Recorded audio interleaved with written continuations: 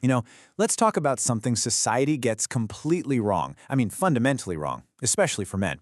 What life is supposed to look like after 40. It's time we just rip up that old programming, tear apart the myths, and get to the powerful truth they never seem to tell you. Man, this quote, it hits hard for a lot of guys, doesn't it?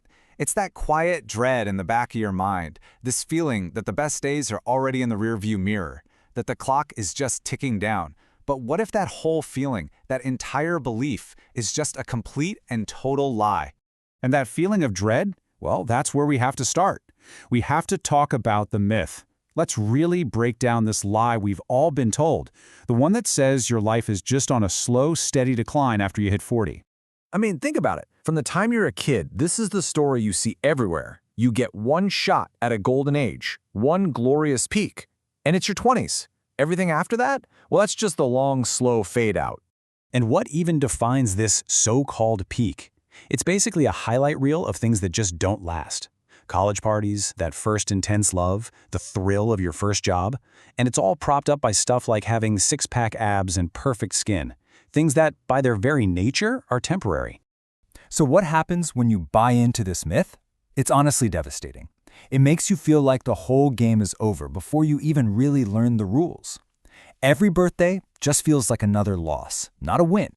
Okay, but now we're going to flip the script completely, because the truth isn't about some slow decline. No way. It's about a powerful, profound awakening.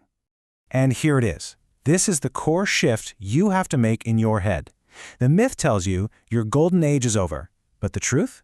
The truth is your real life has just begun. And that's not just some feel-good slogan, it's what happens when all your experience, all your battles, finally start to pay off. This is exactly where your new power comes from. You see, those signs of getting older, they're not failures, they're trophies. Every line on your face is a chapter of your story. It's proof of resilience, of wisdom you had to earn the hard way, something a 20-year-old can only read about. So what is this new power, really? What does it feel like? It's what we call the power of presence. It's this deep, fundamental shift from constantly performing for everyone to just being anchored in a quiet confidence that you don't have to announce. Just think about the difference. A guy in his 20s is like a firework, all this raw energy, but it's shooting off in a million different directions. He's chasing everything, so he's mastering nothing, and he's desperate for approval. The guy in his 40s, he's a lighthouse. All that frantic energy has been focused into a powerful, steady beam of clarity. He knows where he's going, and he has absolutely nothing left to prove. And here's the real secret. You stop chasing. You stop trying to convince people. You just exist as you are, authentically.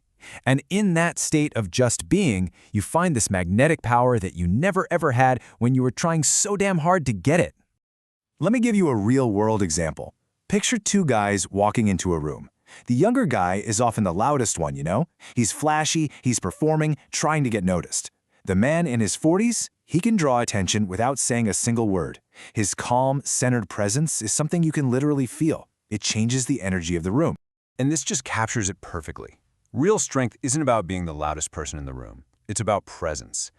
It's when your quiet confidence speaks volumes more than any words ever could. Okay, so this all sounds great in theory, right? But it begs the big question. Where does this unshakable stability actually come from? Does it just magically appear on your 40th birthday? Or is it something you build? Well, that brings us to the blueprint. And yeah, you guessed it, it's built. So let's get into the 3 core habits you need to actually achieve this kind of mastery in your own life. The whole blueprint rests on these 3 pillars. Number 1, mastering your emotional control. Number 2, building a very selective circle. And number 3, putting your purpose first, always. So first up, emotional control. Now, this isn't about being a robot or pretending you don't have feelings. It's about creating that crucial little space between something happening and how you react to it. It's the maturity to choose a thoughtful response over a knee-jerk emotional reaction. When your mind is in the driver's seat instead of your ego, that's where true authority comes from. Second, your selective circle. Look, in your 20s, you collect contacts, right? But in your 40s, you cultivate relationships. You finally truly understand that your time and your energy are your most valuable assets, and not everybody deserves a piece. You start trading the chaotic chase for popularity for the deep, profound value of peace. And third, purpose first. This is the big one. This is the great transition from being a dreamer to being a builder. Your mission becomes your compass. It guides you right past all the shiny distractions and the cheap dopamine hits. The game is no longer about flexing for a few likes. It's about laying the bricks one by one for a legacy that's going to outlast you. You get these 3 habits locked in, and the entire story changes. This isn't the final chapter you were taught to fear. This is page 1 of the only game that truly matters. So if you walk away with just one thing, let it be this. Your 40s are not the end. They're the beginning of the main story. This is the launch pad for everything you were always meant to become. It is the starting line for the only race that really matters, yours. This is that final, critical identity shift.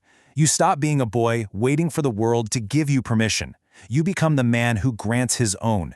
You become an awakened man who is actively creating his own reality, not just reacting to whatever life throws at him.